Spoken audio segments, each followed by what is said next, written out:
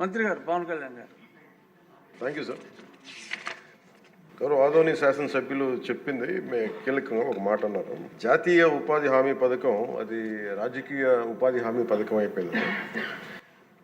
అది గత ప్రభుత్వం టైంలో రైట్ ఏమో, కానీ మన ఎన్డీఏ ప్రభుత్వం టైంలో దాన్ని నేను తీసుకోవట్లేదు. ఖచ్చితంగా గత ప్రభుత్వం చేసిన వారసత్వంగా వచ్చినవి ఈ కరప్షన్ మనం హ్యాండిల్ చేస్తాం ఈ రోజున.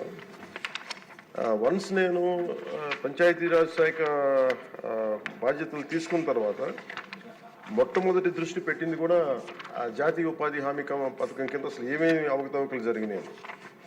ఇప్పుడు ఎంత గొప్ప పాలసీ పెట్టినా పథకం పెట్టినా జనం అందరూ అంటే మనకి పార్టీలు కొల్యూడైపోయి అందరూ అంటే ఒకళ్ళని కరప్షన్ చేసామని అర్థం చేసుకోగలం, కానీ ఒక గ్రూప్స్ కొల్యూడైపోతే తప్పులు నిర్ధారించడం చాలా కష్టమైపోతుంది. ఇప్పుడు ఇందాక ఉదాహరణకి మేము రాగానే ఫస్ట్ చాలా ఎక్స్టెన్సివ్గా కూర్చున్నాం, ముఖ్యంగా ఈ సోషల్ ఆడిట్ డైరెక్టర్ తోటి, ప్రిన్సిపల్ సెక్రటరీ గారితో కూర్చున్నప్పుడు వరుసగా చాలా ఒక ఆల్మోస్ట్ 1-2 months రివ్యూ తర్వాత సోషల్ ఆడిట్ డైరెక్టర్ ఎవరైతే జాతీయ ఉపాధి హామీ పథకంలో అవకతవకలు ఎవరైతే చేస్తున్నారో వాటిని జరగకుండా నిలువరించాల్సిన వ్యక్తి అతనే అవినీతికి పాల్పడ్డాడు అధ్యక్షుడు. అందుకని వెంటనే అతన్ని తీసి పక్కన పెట్టేసాం. అవి కాకుండా మేము తీసుకున్న ఇమ్మీడియట్ చర్యలు ఏంటంటే అధ్యక్ష, ఒకటి మేము ఈ social audit, vigilance cell, quality control 3 కొత్త వాళ్ళని పెట్టాం అధ్యక్ష. కొంచెం ఎఫెక్టివ్ పీపుల్ని పెట్టాం. ఇప్పుడు ఉదాహరణకి సోషల్ ఆడిట్ని ఒక 2 months బ్యాక్ పెట్టాం, చాలా మందిని సార్ట్అవుట్ చేసి వన్ హూ ఇస్ కేపబుల్ అలాంటి వ్యక్తిని పెట్టాం అధ్యక్ష. అలాగే విజిలెన్స్ సెల్కి చీఫ్ విజిలెన్స్ ఆఫీసర్ని పెట్టాం, 5 months అయింది. అలాగే headed by chief quality control engineer పెట్టాం అధ్యక్ష, సీనియర్ మన రిటైర్డ్ ఇంజనీర్ ఒకరిని పెట్టాం.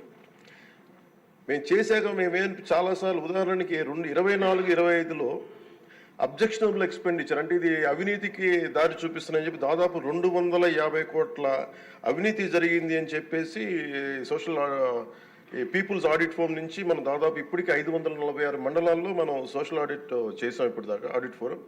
ఇంకొక మిగతా మండలాలు 665లో 546 చేసాం అధ్యక్ష. మార్చి 31కి అయిపోతుంది.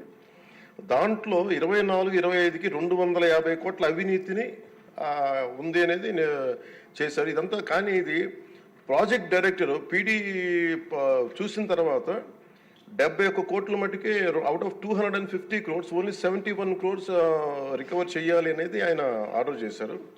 దేనికంటే గౌరవ సభ్యులందరూ చెప్తున్న దాంట్లో మనకు అవినీతి జరిగిందని తెలుసు. అక్కడ అందరూ మస్తర్లో ఫాల్స్గా చేశారు, పనులు చేయకుండా రిజిస్టర్ చేసుకున్నారు, లేదంటే జేసీబీలు పెట్టి చేశారు, ఇవన్నీ ఉంటాయి. కానీ ఎక్కడా కూడా ప్రూఫ్కి దొరకలేదు. సో దానివల్ల just lack of evidence only out of 250 crores only we could recover, అంటే రికవరీకి ఆదేశం చేసింది 71 కోట్లు.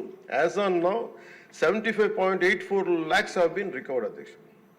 అంటే 250 కోట్ల అవినీతి జరిగిందని గుర్తింపబడింది, కానీ సరైన సాక్ష్యాధారాలు లేకపోవటం వల్ల ఓన్లీ 71 కోట్లకే రికవరీ చేయాలన్నది ప్రాజెక్ట్ డైరెక్టర్ వాళ్ళ బాధ్యత అది. సో దాని నుంచి 75.84 లక్షలు యాజ్ ఆన్ చేశారు. ఇంకా still we have enough time అధ్యక్ష. కానీ దీన్ని ప్రతి చాలా లోతుగా దీన్ని చేస్తున్నాం and we have a very good team which will take it forward.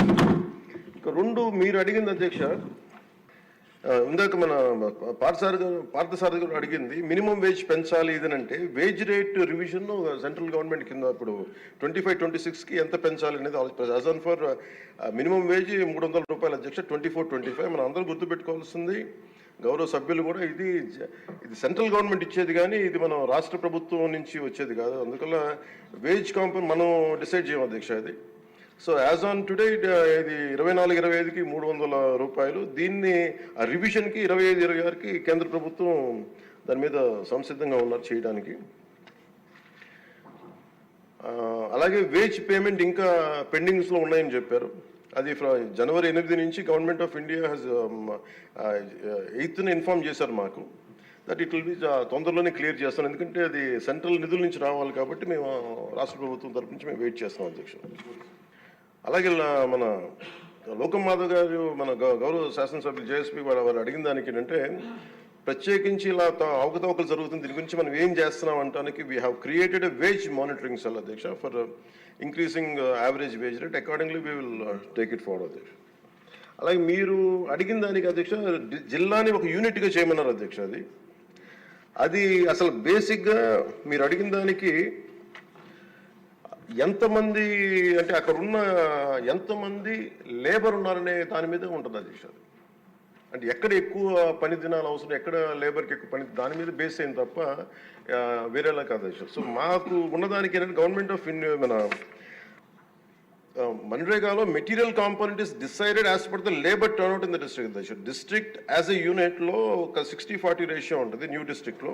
So దాన్ని మేము ఒకసారి చూసి మీకు తెలియజేస్తాం అధ్యక్ష. ఖచ్చితంగా we will take it into consideration when we go to Delhi also will take it forward what are the honourable members raise the question they have raised.